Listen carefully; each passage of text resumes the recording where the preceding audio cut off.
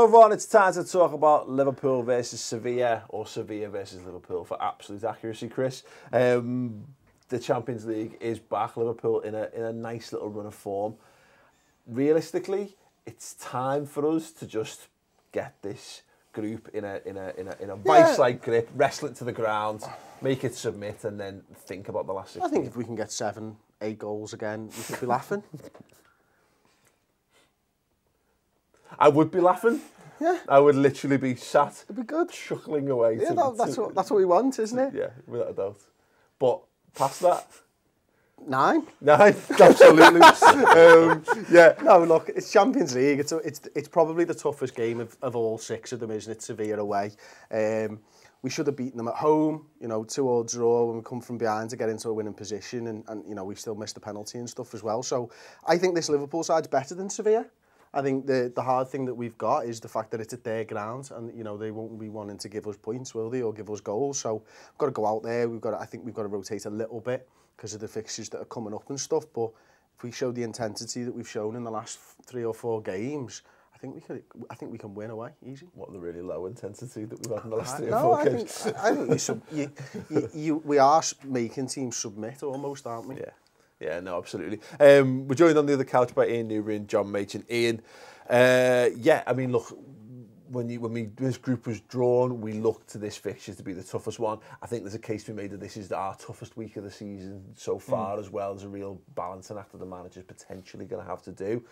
But as he's often said, and we know this is how Jurgen Klopp thinks, I don't think he will preference one fixture over the other. No. He'll want to win both, but he'll feel that he puts a strong team out. You can't see us doing anything crazy for this. We'll go out on Tuesday with the intent of beating Sevilla and then worrying about Chelsea after the fact. Yeah, and there's a good gap between Sevilla and Chelsea, and the fact is, even though we haven't had a big gap from Saturday, we're in third gear by about 60 minutes. Yeah. So we've got plenty of options, plenty of rest in the legs from the lads who came off at the weekends, and we've got a big gap till Chelsea. So I think we'll be pretty much as strong as we can be. He might make the odd change just to give people game time to keep everyone fresh, but we'll be as strong as we can pretty much be. I think there's a little point here for to prove maybe the manager, but moreover the players. As Chris mentioned, we should have just beaten them at Anfield. We should have had this group sewn up by now. But the fact that it was that time. It was the game of that time and how Liverpool were playing that we didn't know how to keep the door shut. I think we've matured since then. And again, as I say, it will be up to the players to go out there and put in another one of these professional performances that we spent the last month discussing and get this game done. Yeah, Moreno's going to score from 30 yards. Sure, absolutely. Alberto Moreno's an interesting one. Yeah, well, I could get it again. Yeah, first goal scorer, get it on. Pick him as the 9th. He's going to pick Salah again. It wasn't just that we didn't know how to shut the door at the time. It was also that we weren't taking the chances. Yeah. We were creating dozens of chances in games and not putting them in the net. Yeah. So against Sevilla, as Chris said, we were by far the best side. They're a decent side in Spain, and we did wipe the floor with them, and we should have absolutely battered them. Yeah. And we should be qualified now already. We should be all done and dusted, but we've got to go and do the hard job in there. So. Yeah. I completely agree on that. The one I want to talk about, obviously Alberto Moreno, we did quite a bit of this on him on the Final Word show. Is this in some regards, and look, let's be honest, I'm saying this, but I think the problem Alberto Moreno is going to have for the rest of his Liverpool career is there's always going to be fans who are just waiting for that mistake because they feel that he's got it in him. For me, though, I think this is it's a big game for him, and I think in a lot of fans' minds, it's a good chance for him to put a few of those Europa League final ghosts to bed to some extent. Liverpool can go and put in a good shift, God keep a clean sheet or whatever, and he puts in a good performance. I thought he did that at Anfield, to be honest. So I don't know that he'll feel he has anything to prove. I mean, I think the fans might look to it, but I would certainly hope that he has as steady a game as he's had all season, and I don't think the game's going to hinge on Alberto Moreno. Hopefully. Let's hope not. Yeah. Let's hope those days.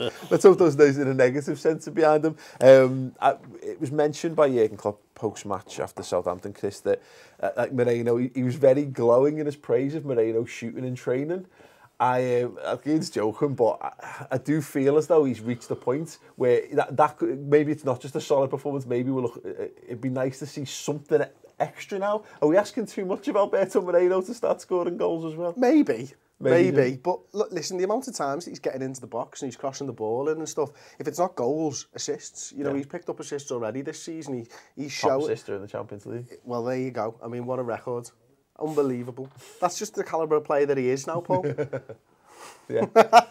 but we talked about Joel Matip the other week about how, we need goals from everywhere, and I don't think it's too much to expect it, and it would be, I think that's where he goes next, because I'm now at the point where we very nearly didn't discuss him on the final word, because this is becoming his level.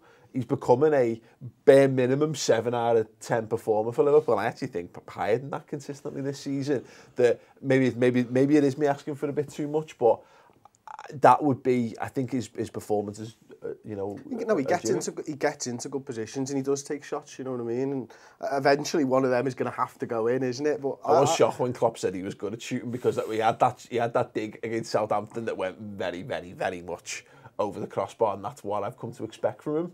Wild swings at the footy from distance. Yeah, he's an interesting sort of player, isn't he, this season for us, because of the improvement that he's made. But those runs, the willingness he shows to get in beyond the winger who he's playing with, and just to knock that ball across, he's been sensational this season. And I think he'll carry on now. Yeah, absolutely.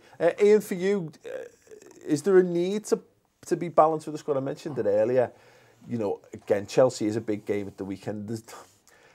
I did say, we go one game at a time. It's an oversimplification. I think we will put 2 strong teams out, but I guess this is one of those situations where we've been saying we've got a good squad. We're starting to see the proof of that, because we're starting to see consistent performances even with rotation. Is that just what it is now? It's to be expected that we can make a couple, 2 or 3 changes and still be. I think you've got to. We've got from Saturday, we've got till New Year's Day. 13 games in 45 days. There's no way you can play 1-11 for that period of time, because even if they all stay fit, you'll be knackered by come January. Yeah. So you've got to rotate, you've got to give people game time, you've got to give people time off, even if you're not looking like, okay, will they be all right for Chelsea? It's not so much just looking at the gap between the Chelsea game, it's then looking at for the Stoke game, and then there's no rest coming. No, until you inevitably get knocked out in the 3rd round of the FA Cup by replay, by some no marks, and you maybe get 1 weekend off. But that's it. You've got to rotate till then to keep people fresh, because it's even if you say you go with the same team on Tuesday and the same team against Chelsea, if 2 of them get a knock, then you bring in lads in from the cold. They've had no football, so they need football if they're going to play games. Yeah, absolutely.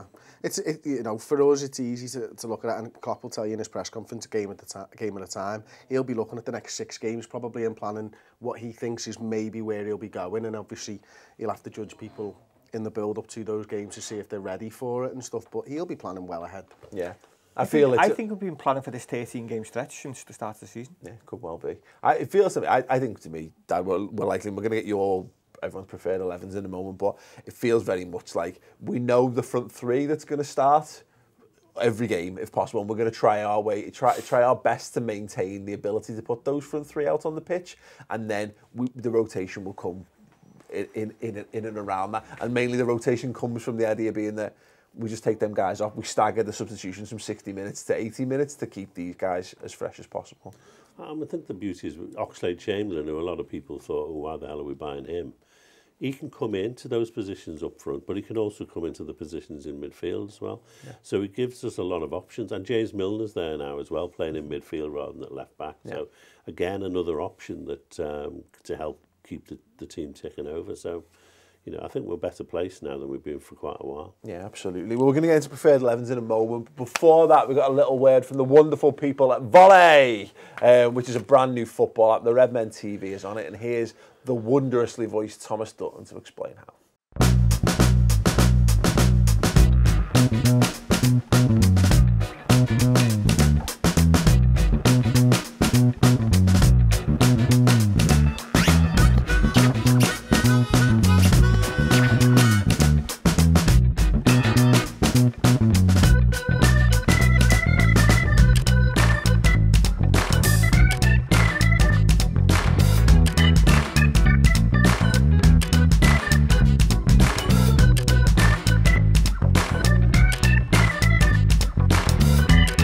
Vole is the world's first dedicated social network for football fans. Sign up for your free Vole account now and follow the Redmen TV.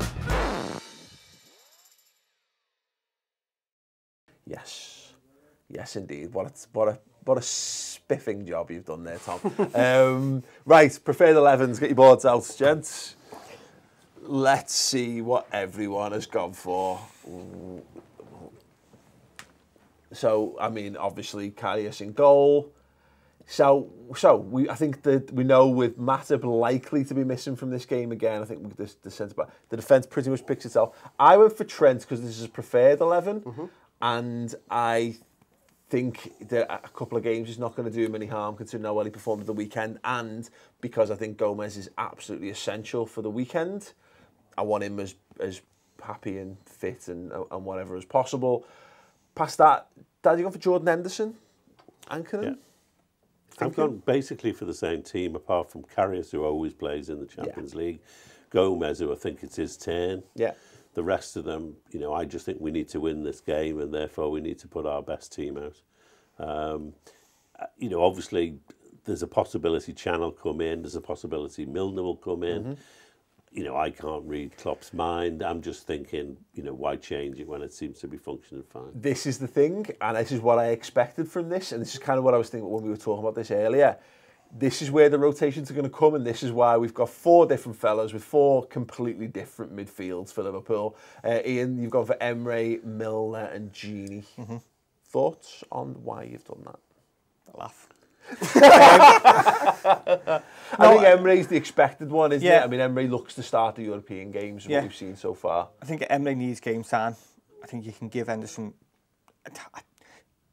In my heart I don't expect him not to play Henderson, but I think it'd be good to keep Henderson out, keep him sort of ticking over with the eye looking at the Chelsea game. I think Milner needs game, as just before, Milner needs game time. I think he didn't really play too much in the international, so. My only thing on just moving forward onto the attack, you've got Oxlade-Chamberlain on the right, Mane on the left, obviously keeping Salah fresh, which I don't think he'll ever do. But I wonder whether you maybe put Oxlade onto the left, because that's the harder of the job. You reward Mane by putting him back in the position that he was really good at, maybe. But I think it speaks volumes to the options that we've got. I think you can rotate it, can't you? Yeah. Give them 10 minutes either side and keep the starting point, aren't they, for those front 3 nowadays? Yeah. I've gone exactly the same. Very, very similar, in fact, all the way across. I think we've got 10 people exactly the same. I've gone for Lallana in midfield because I just want to see him back. Yeah, no other reason. Just want to see him back in midfield. Exactly. I've rested Coutinho and Salah for the biggest game of the season so far because I think we've got that much in us. Yeah, no, it's an interesting one. Again, for me, I put Lallana in midfield for exactly the same reason. We don't know that all the talk in the build-up to it was that he was ready last week.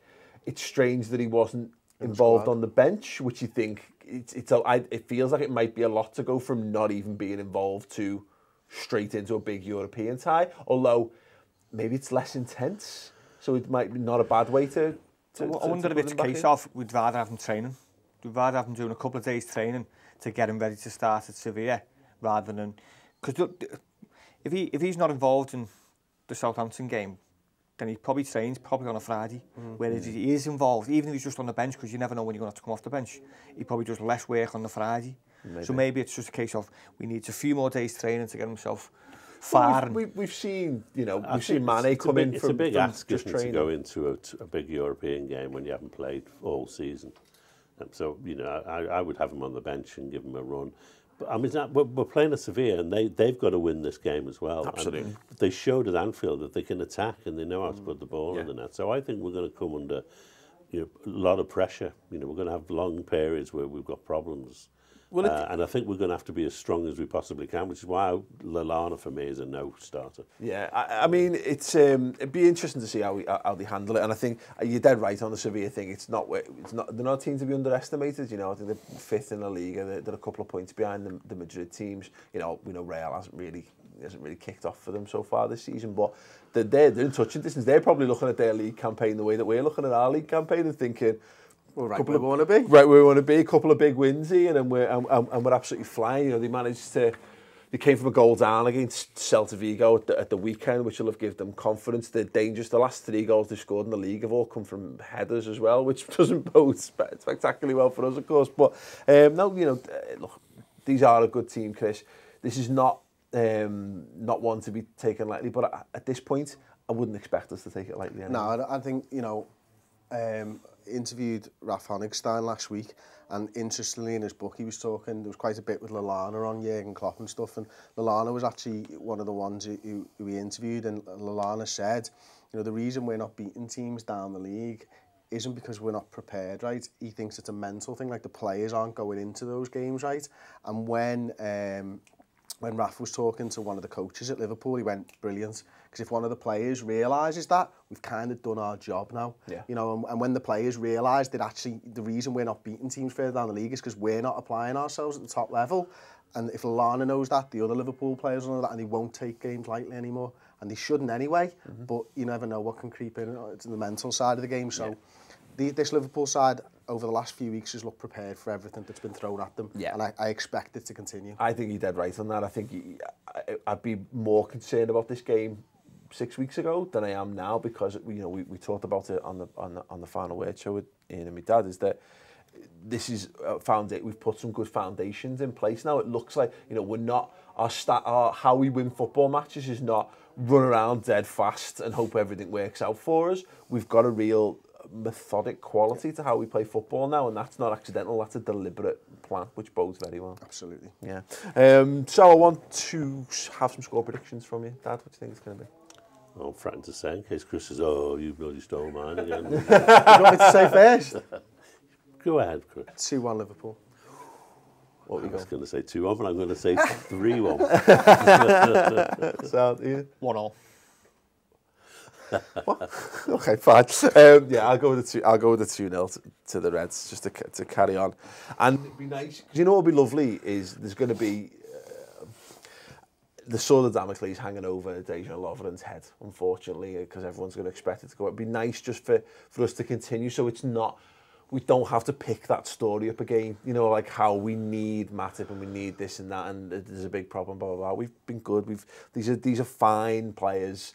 They're not, you know, no one's going to be building statues of Dejan Lovren outside the stadium, or Ragnar Klavan, but nothing wrong with them as footballers, and it's up to them to just tick along. The Dejan Lovren stand. Oh my God, no. But you know, again, look, prove your worth. Just be fine. Just be fine. You don't need to be exceptional. Just be fine. That's all we're asking for.